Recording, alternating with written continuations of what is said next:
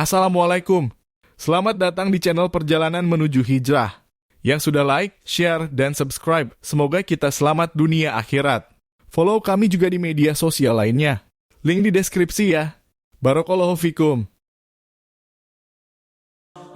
Apa boleh sholat di rakaat ketiga dan keempat setelah Al-Fatihah? Boleh membaca surah lain? Setahu saya tidak ada lagi anjuran. Nabi SAW di dalam hadis Bukhari dikatakan, sholat membaca surah hanya di rakaat 1 dan 2. Rakaat ketiga dan 4 hanya membaca Al-Fatihah. Bolehkah membaca surah yang sama di sebuah rakaat? Misal membaca Al-Ikhlas karena menyukai surah tersebut? Setahu saya sebaiknya jangan.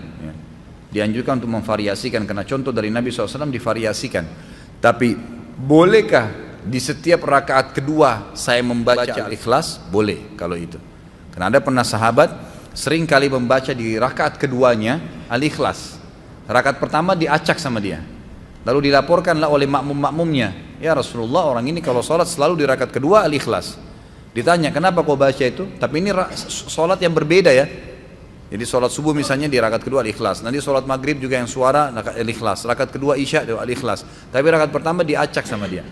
Maka kata Nabi SAW, kenapa kau baca begitu? Kata sahabat tadi, karena saya mencintai surah itu ya Rasulullah. Kata Nabi SAW, tidak ada masalah, gitu kan? Jadi tidak ada masalah, karena dia suka membaca surah itu. Tapi nggak boleh dalam satu sholat semuanya sama. Rakaat pertama Al-Ikhlas, rakaat kedua Al-Ikhlas. Ini masih banyak surah lain. Kenapa malas baca? Gitu. Bolehkah membaca 2 kali atau 3 kali dalam setiap rakaat? Misal setelah Al-Fatihah membaca Al-Ikhlas dan Al-Falaq. Boleh. Membaca dalam satu rakaat beberapa surah boleh. Nabi SAW contohkan itu. Bolehkah membaca suratannya hanya 1 ayat saja, misal Al-Baqarah 102 dan rakaat kedua Al-Baqarah 255? Boleh saja, nggak ada masalah. Tapi ulama menganjurkan termasuk adab membaca Al-Quran adalah membaca sampai selesai kalau ayat-ayatnya pendek.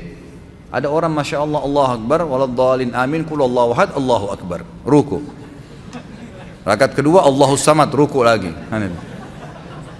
Nah ini tidak masuk dalam adab Al-Quran, mestinya diselesaikan kalau surah-surah pendek.